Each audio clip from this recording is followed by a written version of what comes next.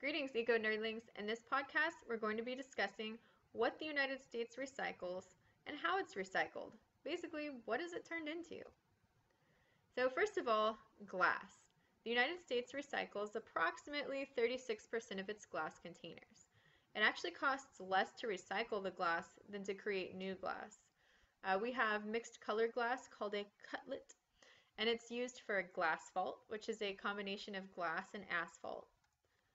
We recycle our aluminum, and this is the most recycled material in the United States because of the money that it saves.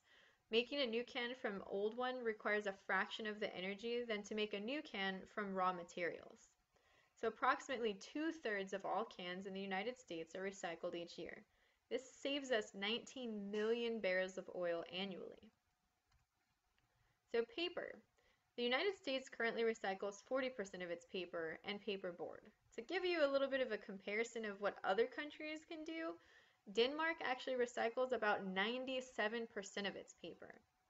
The United States paper mills are not able to process waste paper. And many countries like Mexico actually import a large amount of waste paper from the United States to recycle. So we export about 19% of our total recycled paper. So recyclable plastics. Plastic is a topic that has been in the news a lot with all of the different hazards that plastics have, chemicals that can leach out of the plastics. So I want to talk a little bit about those. So the number one recycled plastic is PET, or polyethylene terephthalate. And again, we're going to call that PET because that is way easier to say than polyethylene terephthalate. So PET is actually used to make soft drink bottles, so like this, except this is a water bottle because I don't drink sodas. Peanut butter jars and things like that. So PET can be recycled into fiberfill for sleeping bags, carpet fibers, rope, as well as pillows. Number two is high density polyethylene. This is found in milk jugs, butter tubs, laundry detergent bottles. So, like whenever we pour laundry detergent into our washer, same thing. And motor oil bottles. It can be recycled into flower pots, trash cans, traffic barrier cones, and remade into detergent bottles. PVC, or polyvinyl chloride, is the number three recycled plastic in the United States, and it's used in shampoo bottles, cooking oil bottles, as well as fast food service items. The number four is called low density polyethylene, and it's found in grocery bags, bread bags, shrink wrap, as well as margarine tub tops. It can be recycled into new grocery bags. So the plastic grocery bags you're seeing, it's created out of low density polyethylene. PP, or polypropylene. This is used to create yogurt containers, straws, pancake syrup bottles, and bottle caps. And PP can be recycled into plastic lumber, car battery cases, and manhole steps. Because apparently you need steps to get down into a manhole.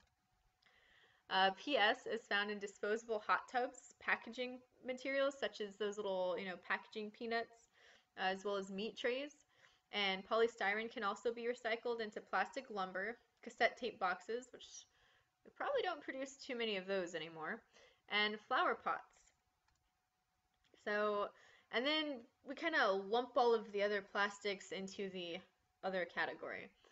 It's a mixture of various plastics that create things such as squeeze ketchup bottles and microwavable dishes.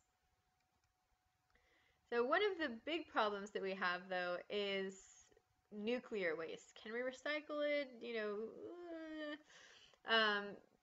Biggest problem is how do we safely dispose of radioactive waste? And that's a huge problem because, unfortunately, we use a lot of radioactive waste.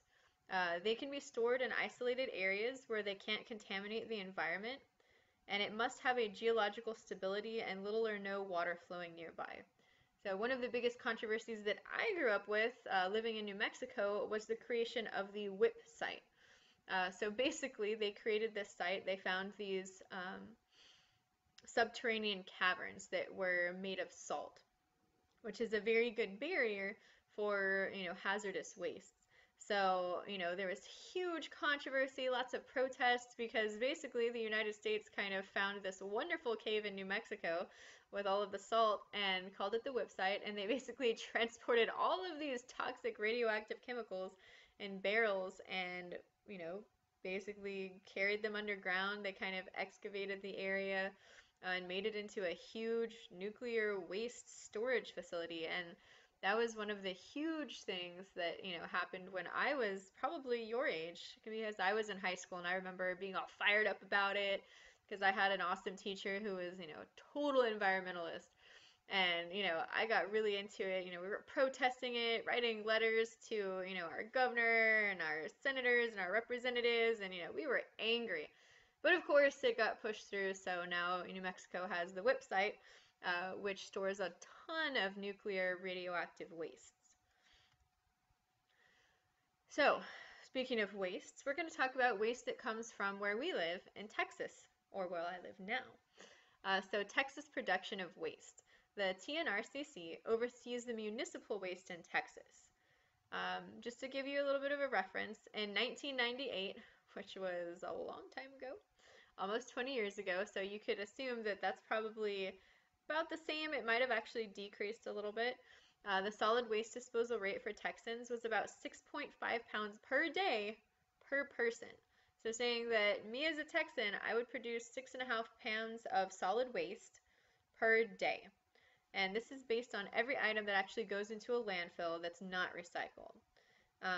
It estimates that about 12,740,234 tons, not pounds, but tons, were actually diverted for recycling in 1998, meaning that all of that solid waste was on its way to the landfill, and they basically diverted it and said, hey, we can recycle all of this. So a not so good fact about Texans is that our disposal rate compared to the United States, is basically equal. So the amount of waste we produce as Texans is the amount of waste that the rest of the United States combined produces. So one state produces as much as the rest of the entire country combined. Not a good thing. Packaging is another thing that we can work with. So many packaging items are put into landfills, including boxes, packing peanuts, styrofoam, shrink wrap. So one of the things that you can do as a consumer is try and buy things that aren't so heavily packaged.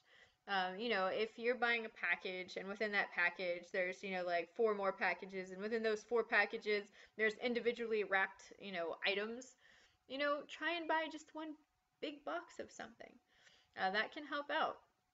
Many companies also use peanuts that are made from cellulose now. So if you're a biology geek like myself, the second I said cellulose, you should be like, composes the cell walls of plants. So cellulose, obviously, a biodegradable substance. So those can actually be washed down the drain. So if you've ever played with a biodegradable packing peanut, which I have because I'm a dork, you can actually put water on it and you can kind of watch it disappear, and then it becomes kind of like sticky. You can play with it, weird. So if you want to entertain yourself for a while and you're really, really bored, you can go play with some, disposable or biodegradable, I should say, packaging peanuts. And you can also reuse containers. So for example, I have water at my house, and typically at my house, I don't usually drink water bottles. I'll usually buy, a package of water bottles every couple of weeks. But when I'm at my house, I typically use a reusable water bottle, which I call, it's called a Camelback. So, we have a big water dispenser with one big jug. And so that's one of the things that I do that helps to conserve resources a little bit, is I reuse my water bottle every day. You can also reuse different containers every day. So instead of always buying, prepackaged things, you might buy in bulk, and you can keep them in a container yourself. So, just little things like that that you can do. If you have a huge tub of, or the tub left over from, margarine or butter or something like that, you can reuse that tub as another food storage container. So, you make a meal and you want to save part of it for, lunch tomorrow or something, you can put it in a container like that.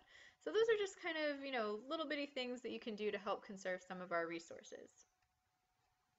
Well, I hope you learned a little bit more about, what is recycled in the United States and, things that we need to work on a little bit, as well as a couple of tips that you can use to help reduce your carbon footprint.